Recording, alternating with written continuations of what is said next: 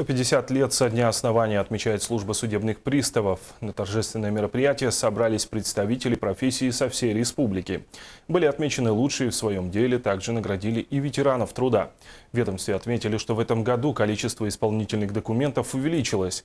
Так, за прошлый год поступило 400 тысяч, а за 9 месяцев текущего года уже 420 тысяч исполнительных документов. Сумма взыскания за аналогичный период прошлого года также увеличена на 1 миллиард рублей. Сегодня служба судебных приставов широко использует электронный документооборот, тесно сотрудничает с кредитными организациями и регистрирующими органами.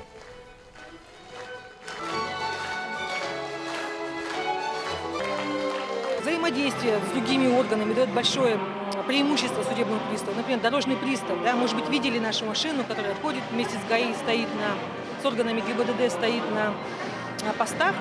И если машина останавливает за нарушение, да, мы тоже проверяем по своему банку данных и видим там должников, машину, принадлежащую должнику. Должнику передаем имущество, может сразу заплатить. Если он не платит и сумма долга существенная, мы эти машины арестовываем. Вот за 9 месяцев больше 330 машин таким образом мы поймали. 290 должников сразу оплатили задолженность в полном объеме тут же на месте.